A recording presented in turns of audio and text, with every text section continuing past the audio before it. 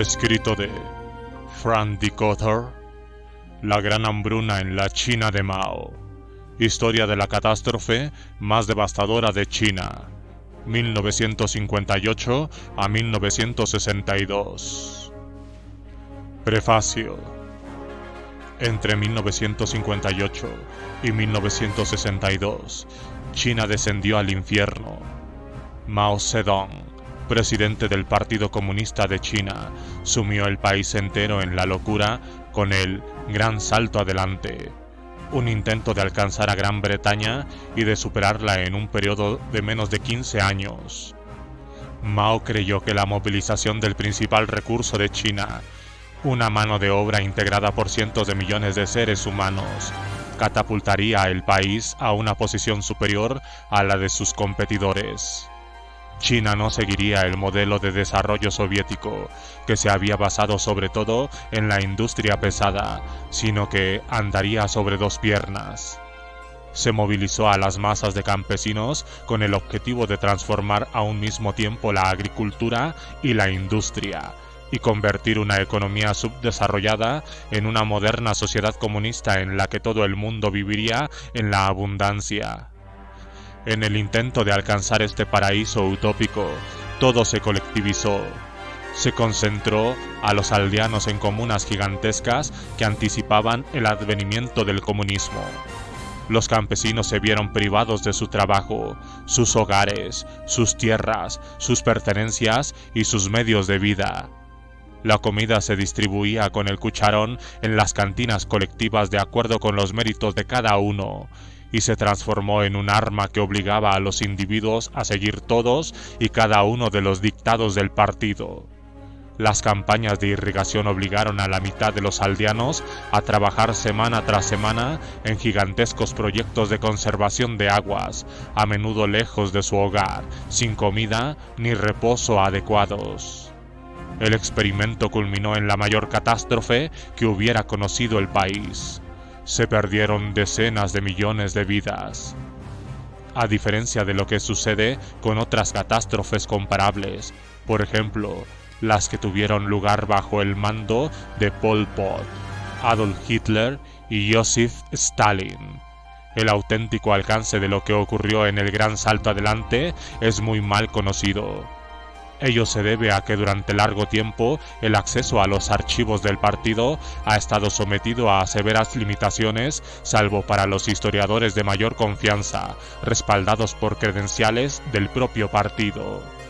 Pero una reciente ley de archivos ha puesto al alcance de los historiadores profesionales un ingente volumen de material archivístico y ha transformado de raíz las posibilidades de estudio de la era de Mao.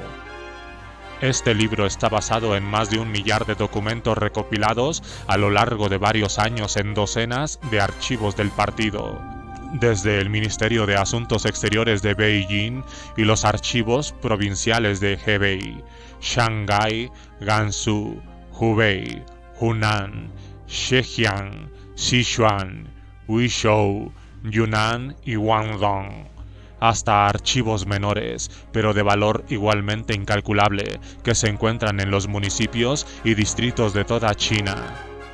Entre todo este material se hallan informes secretos del Departamento de Seguridad Pública, actas detalladas de reuniones de alto nivel del partido, versiones no expurgadas de importantes discursos de los dirigentes, estudios sobre las condiciones de trabajo en el campo, investigaciones de asesinatos en masa, confesiones de dirigentes responsables de la muerte de millones de personas, informes elaborados por equipos especiales que se enviaron durante las últimas fases del Gran Salto Adelante para efectuar pesquisas sobre las dimensiones de la catástrofe, informes de carácter general sobre la resistencia de los campesinos durante la campaña de colectivización, encuestas de opinión secretas, cartas de queja escritas por personas corrientes y mucho más.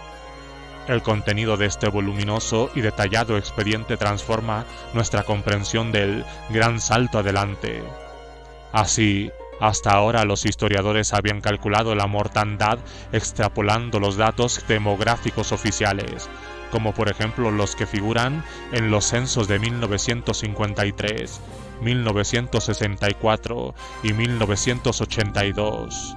Sus estimaciones oscilaban entre 15 y 32 millones de muertes que sobrepasaban la tasa de mortalidad esperable.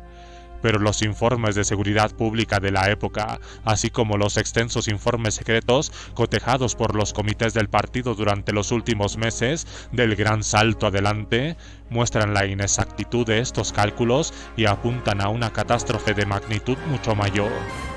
Este libro muestra que por lo menos 45 millones de personas que murieron innecesariamente entre 1958 y 1962. El término hambruna, o incluso la expresión gran hambruna, suele emplearse en referencia a estos 4 o 5 años del periodo maoísta, pero estos no alcanzan a expresar las muchas maneras en que murieron las personas bajo la colectivización radical.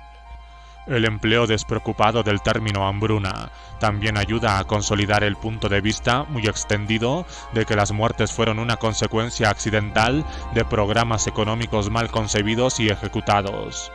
No se acostumbra a asociar a Mao y al Gran Salto Adelante con asesinatos en masa, y por ello China sigue saliendo bien parada cuando se la compara con la brutalidad que sí se suele asociar con Camboya y la Unión Soviética.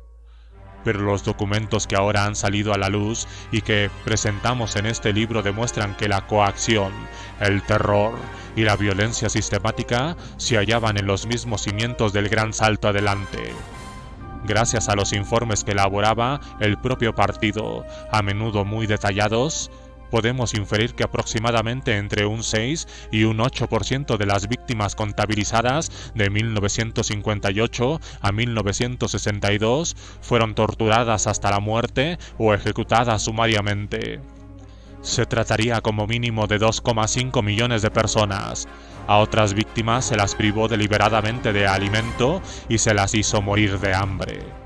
Muchas otras perecieron porque eran de edad demasiado avanzada o estaban demasiado enfermas o débiles para trabajar y no pudieron ganarse el sustento.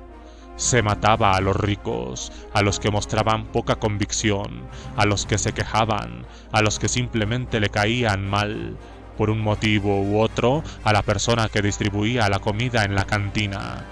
Se hizo morir indirectamente por negligencia a incontables seres humanos, porque los cuadros locales se veían compelidos a concentrarse en los números y no en las personas, y a cumplir los objetivos que les marcaban desde arriba los planificadores.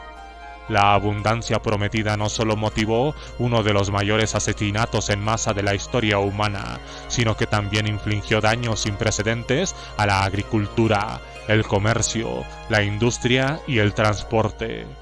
Se arrojaron casos, sartenes y herramientas a hornos caseros para incrementar la producción nacional de acero, porque se creía que este era uno de los indicadores mágicos del progreso. El ganado disminuyó rápidamente, no solo porque se sacrificaba a los animales para el mercado de exportación, sino también porque estos caían en masa frente a las enfermedades y el hambre, por mucho que se trazaran planes extravagantes para la edificación de gigantescas granjas de cerdos que iban a abastecer de carne todas las mesas. Se desperdiciaron recursos porque las materias primas y los suministros se distribuían sin criterio y porque los encargados de las fábricas se saltaban deliberadamente las normas para incrementar la producción. Como todo el mundo escatimaba gastos en un implacable esfuerzo por elevarla, las fábricas lanzaban productos de mala calidad que se acumulaban en las vías muertas sin que se les diera ningún empleo. La corrupción impregnó todos los aspectos de la vida y lo contaminó todo, desde la salsa de soja hasta las represas. El sistema de transporte empezó a fallar y terminó por derrumbarse, incapaz de hacer frente a las exigencias de una economía planificada. Productos por valor de cientos de millones de yuanes se acumulaban en las cantinas, en los dormitorios colectivos e incluso en las calles, buena parte de ellos devorados por la herrumbre y la putrefacción. Habría sido difícil concebir un sistema que implicara un mayor despilfarro, un sistema en el que los cereales recolectados se echaran a perder en el campo arrumbados junto a caminos polvorientos mientras los seres humanos buscaban raíces o comían lodo. Este libro también documenta que el intento de dar el salto hacia el comunismo tuvo como resultado la mayor demolición de propiedades en la historia de la humanidad. Superó en mucho los efectos de cualquiera de las campañas de bombardeo de la Segunda Guerra Mundial.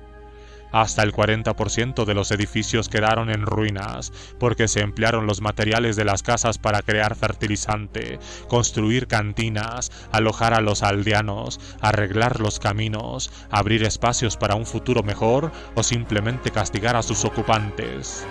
El entorno natural tampoco salió indemne. No sabremos jamás la superficie boscosa que se perdió en el curso del gran salto adelante, pero en cualquier caso un ataque intenso y prolongado contra la naturaleza destruyó hasta la mitad de los árboles en algunas de las provincias. Los ríos y las vías de agua también se resintieron. A lo largo y lo ancho del país, las presas y los canales construidos por cientos de millones de granjeros a un coste humano y económico muy elevado resultaron en su mayor parte inútiles o incluso peligrosos y provocaron corrimientos de tierras, obstrucciones de vías fluviales, salinización del suelo e inundaciones devastadoras. Así pues, este libro no aborda solamente la hambruna. Es una crónica que narra, a menudo con angustioso detalle, lo que casi fue el hundimiento de un sistema económico y social en el que Mao había apostado su prestigio. Al mismo tiempo que se desarrollaba la catástrofe, el presidente cargaba contra sus críticos para conservar su posición como líder indispensable del partido. Sin embargo, después de finalizar la hambruna, aparecieron nuevas facciones que se opusieron con vigor al presidente. Este, para mantenerse en el poder, tuvo que volver del revés al país entero durante la Revolución Cultural. El acontecimiento clave en la historia de la República Popular de China fue el Gran Salto Adelante. Todo intento de comprender lo que acaeció en la China comunista tiene que empezar por situarlo en el mismo centro del periodo maoísta. En un plano más general, en este mundo moderno que pugna por hallar un equilibrio entre libertad y regulación, la catástrofe que se desencadenó entonces tiene que servirnos como recordatorio de lo erróneo que es la idea de que la planificación estatal puede sernos útil como antídoto contra el caos. Este libro ofrece nuevas evidencias sobre la dinámica del poder en un estado de partido único. Los politólogos han estudiado los procesos políticos que condujeron al gran salto adelante sobre la base de las declaraciones oficiales, los documentos semioficiales y el material de la Guardia Roja, publicado en el curso de la Revolución Cultural. Pero estas fuentes censuradas no revelan lo que ocurrió de verdad entre bastidores. No conoceremos la totalidad de lo que se hizo y se dijo en los pasillos del poder mientras los archivos centrales del partido, conservados en Beijing, no abran sus puertas a los investigadores. Y es improbable que ello suceda en un futuro próximo. No obstante, las actas de muchas reuniones clave sí se encuentran en los archivos provinciales, porque los dirigentes locales acudían a menudo a las reuniones más importantes del partido y tenían que mantenerse informados de lo que acontecía en Beijing. Dichos archivos no permiten contemplar a los dirigentes bajo una luz muy distinta. Al conocerse algunas de las reuniones más secretas, asistimos a las crueles puñaladas por la espalda y a las tácticas de intimidación que los dirigentes del partido emplearon en toda su crudeza. El retrato que emerge del propio Mao no es precisamente halagüeño y queda muy lejos de la imagen pública que cultivó con tanto cuidado. Divagatorio en sus discursos, obsesionado con su propio papel en la historia, rencoroso a menudo por desdenes del pasado, maestro en el empleo de las emociones para imponerse en las juntas y, por encima de todo, insensible a las pérdidas humanas. Sabemos que Mao fue el arquitecto del Gran Salto Adelante y por ello es el principal responsable de la catástrofe que éste ocasionó. Tuvo que luchar para imponer sus puntos de vista, tuvo que regatear, engatusar, provocar y ocasionalmente atormentar o perseguir a sus colegas. A diferencia de Stalin, no arrastraba a sus rivales a la mazmorra ni los hacía ejecutar, pero sí tuvo poder para expulsarlos de sus cargos, arruinarles la carrera y privarlos de los muchos privilegios que se derivaban de un rango elevado dentro del partido. La campaña para adelantar al Reino Unido empezó con el presidente Mao y terminó cuando éste, unos años más tarde, autorizó a sus colegas a retornar a un enfoque gradualista de la planificación económica. Pero no habría logrado imponerse si Liu Shaoqi y Zhou Enlai, los dos líderes con más poder en el partido después del propio Mao, hubieran actuado contra él. Ellos, a su vez, se procuraron el apoyo de otros colegas de alto rango por medio de cadenas de intereses y alianzas que llegaban hasta las aldeas, como se documenta por primera vez en este libro. Se llevaron a cabo purgas feroces, porque se reemplazó a cuadros mediocres con hombres duros y sin escrúpulos que se plegaron a los vientos de radicalismo que soplaban desde Beijing. Pero, por encima de todo, este libro conecta dos dimensiones de la catástrofe que hasta ahora se habían estudiado por separado. Tenemos que relacionar lo que ocurría en los pasillos de Shongnanhai, el complejo que servía como cuartel general del partido en Beijing, con las experiencias diarias de la gente corriente. Aparte de unos pocos estudios de localidades específicas basados en entrevistas, la historia social de la era de Mao, por no hablar de la de la hambruna, todavía está por hacer. Y ahora que la evidencia recién surgida de los archivos nos muestra que la responsabilidad por la catástrofe no se reduce en absoluto a Mao, la profusa documentación recopilada por el partido sobre todos los aspectos de la vida cotidiana que se desarrollaba bajo su mando nos obliga a renunciar a la noción habitual de que las personas corrientes no eran más que víctimas. A despecho de la imagen de una sociedad ordenada que el régimen proyectaba en el interior y el exterior, el partido no logró nunca imponer su proyecto. Se enfrentó a unos niveles de oposición y subversión encubiertas que no habrían sido posible en un país con un gobierno elegido. En contraste con la imagen de una sociedad comunista sometida a una disciplina estricta, en la que los errores de los dirigentes paralizaron la maquinaria, el relato que emerge de los archivos y las entrevistas es el de una sociedad en plena desintegración, en la que cada uno tenía que recurrir a todos los medios disponibles para mantenerse con vida. La colectivización radical fue tan destructiva que la población entera, en todos sus niveles, trataba de burlar o socavar el plan general o de manipularlo para sus propios fines. Llevó secretamente a su máximo extremo la búsqueda del provecho propio que el partido había tratado de eliminar. A medida que se extendía el hambre, la supervivencia de las personas corrientes dependió cada vez más de la habilidad propia para mentir, seducir, ocultar, robar, timar, hurtar, pillar, pasar de contrabando, estafar, aprovecharse del Estado o superarlo en astucia de cualquier otro modo.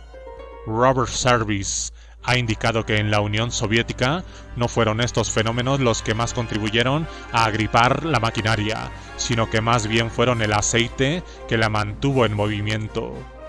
Un Estado comunista perfecto no habría podido ofrecer los incentivos necesarios para que el pueblo colaborase, y sin cierto grado de acomodación a la búsqueda del provecho propio habrían terminado por autodestruirse.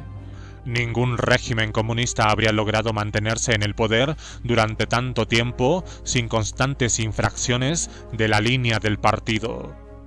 La supervivencia implicaba la desobediencia, pero las múltiples estrategias de supervivencia que concibieron los individuos en los más diversos niveles, desde los granjeros que ocultaban el grano hasta los cuadros del partido que falsificaban los libros de contabilidad, tendieron también a prolongar la vida del régimen. Se convirtieron en parte del sistema. La ofuscación era el modo de vida comunista. Había que mentir para sobrevivir, y como consecuencia de ello la información que llegaba al presidente estaba muy distorsionada. La economía planificada requería la obtención de una gran cantidad de datos precisos, pero en todos los niveles se distorsionaban los objetivos, se hinchaban las cantidades y se prescindían de las políticas que chocaban con los intereses locales. Igual que ocurría con la búsqueda de beneficios, también había que reprimir continuamente la iniciativa individual y el pensamiento crítico, y se instauró un estado de sitio permanente. Algunos historiadores interpretarán estos actos de supervivencia como prueba de resistencia o como armas de los débiles con que los campesinos se enfrentaban al Estado. Pero las técnicas de supervivencia se extendían de un extremo al otro del espectro social. Todo el mundo robó durante la hambruna, desde los más altos hasta los más bajos de la escala social. Por ello, si se hubiera tratado de verdaderos actos de resistencia, el partido se habría venido abajo en un estadio muy temprano. Podemos sentirnos tentados de glorificar lo que a primera vista parece una cultura de resistencia de las personas corrientes, una cultura de la resistencia moralmente encomiable. Pero en momentos en los que el acceso a la alimentación es limitado, las ganancias de un individuo suelen ir en detrimento de otro. Cuando los granjeros escondían el grano, los trabajadores que no pertenecían a la aldea morían de hambre. Cuando el empleado mezclaba arena con harina de la fábrica, otro tendría que masticarla. Pintar con colores románticos lo que a menudo no era más que medios de supervivencia en mitad de la desesperación equivale a ver el mundo en blanco y negro. En realidad, la colectivización obligó a todo el mundo, en un momento u otro, a difíciles renuncias de carácter moral. Las degradaciones rutinarias fueron de la mano con la destrucción masiva. Primo Levi, en su testimonio sobre Auschwitz, escribe que los supervivientes raramente son héroes. Cuando alguien se sitúa a sí mismo por encima de los demás en un mundo dominado por la ley de la supervivencia, su sentido de la moralidad cambia. En Los hundidos y los salvados, Levi lo llamó la zona gris y nos mostró cómo los presos resueltos a sobrevivir tenían que renunciar a sus propios valores morales para obtener una ración extra. No quiso juzgar, sino explicar, y nos fue descubriendo uno a uno el funcionamiento de los diferentes niveles de los campos de exterminio. Entender la complejidad de la conducta humana en tiempos de catástrofe es otro de los objetivos de este libro, y los archivos del partido nos permiten, por primera vez, una aproximación a las difíciles alternativas a las que esas personas se enfrentaron hace medio siglo. Ora en los pasillos del poder, ora en la choza de una familia que pasaba hambre muy lejos de la capital. Las dos primeras partes de este libro explican cómo y por qué se desarrolló el gran salto adelante. Identifican los momentos clave y describen los procedimientos por los que las decisiones de un selecto grupo dirigente condicionaron las vidas de millones de personas. La tercera parte examina el alcance de la destrucción en la agricultura, la industria, el comercio, la vivienda y el entorno natural. La cuarta parte muestra las alteraciones que sufrió el proyecto como consecuencia de las estrategias diarias de supervivencia por parte de las personas corrientes y cómo éstas provocaron unos resultados a los que nadie quería llegar y que muy pocos reconocieron del todo. En las ciudades, los obreros robaban, evitaban el trabajo o saboteaban activamente el plan económico, mientras que en el campo los granjeros incurrían en una variedad de actos encaminados a la supervivencia, desde consumir el grano directamente en los campos hasta marcharse a la aventura en busca de una vida mejor. Otros robaban en los graneros, prendían fuego a los despachos del partido, asaltaban trenes de carga y, ocasionalmente, organizaban revueltas armadas contra el régimen. Pero la capacidad del pueblo para sobrevivir se veía muy limitada por su propia posición de una elaborada jerarquía social que enfrentaba a pueblo y partido. Y algunas de las personas que integraban el pueblo eran más vulnerables que otras. En la quinta parte examinamos la vida de los niños, las mujeres y los ancianos. Finalmente, la sexta parte explica las múltiples maneras en las que se moría, desde los accidentes, las enfermedades, las torturas, los asesinatos y los suicidios hasta el hambre. Al final del libro, un comentario sobre las fuentes explica con mayor detalle la naturaleza de los archivos consultados.